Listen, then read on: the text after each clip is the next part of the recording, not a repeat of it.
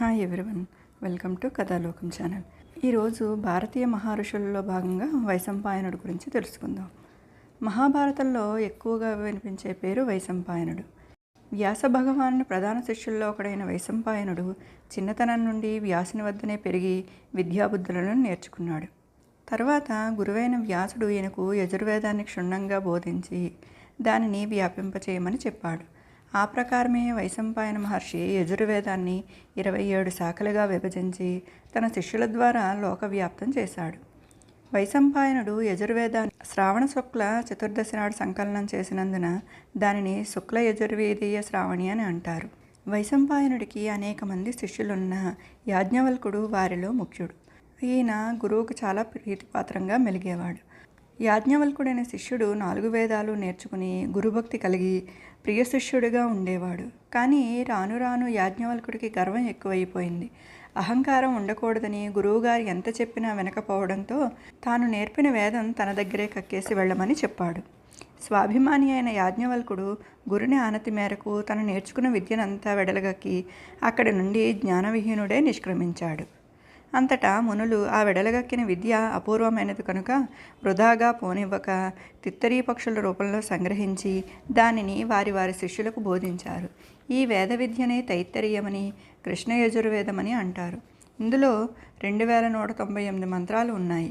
జ్ఞానశూన్యుడైన యాజ్ఞవల్కుడు గురువు ఆశ్రమం నుండి వెళ్ళిన తర్వాత సూర్యభగవానుడిని శరణి ఆయనను ప్రసన్నం చేసుకుని వేదభాగాన్ని కొంత అవగతం చేసుకున్నాడు. దీనినే శుక్ల యజుర్వేదమని అంటారు. ఇందులో 1975 మంత్రాలు ఉన్నాయి.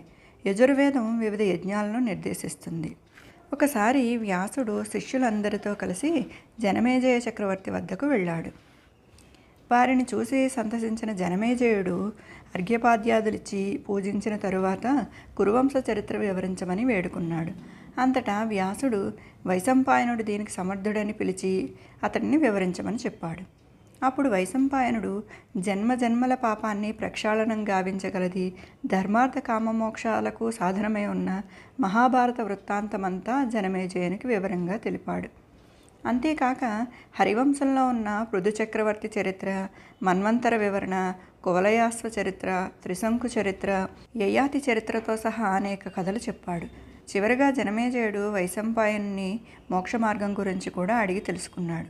వైశంపాయనుడు నీతి ప్రకాశిక అనే పేరుతో రచించిన గ్రంథంలో యుద్ధనీతి గురించి తెలియజేయబడినది. ఇందులో ప్రాచీన భారతదేశ శస్త్రాస్త్రాల గురించి, సైనిక విన్యాసం గురించి, సేనానాయకుల విధులను గురించి, 136 రకాల ఆయుధాలను గురించి వివరించారు. దీని యందు యుద్ధం వివరంగా ఎలా చేయాలి, సైన్య సమీకరణ మొదలు 8 సర్గలున్నాయి. వైశంపాయనుణ్ణి భాషాచార్యుడని కూడా వ్యవహరిస్తారు. అన్ని విద్యలయందు నిష్ణాతుడైన వైశంపాయనుడు వేదవ్యాప్తిలో పాలు పంచుకుని మార్గదర్శక ఋషుల్లో ప్రముఖంగా నిలిచి చిరస్మరణీయుడిగా ఉన్నాడు. రేపు ఇంకొక ఋషి గురించి తెలుసుకుందాం.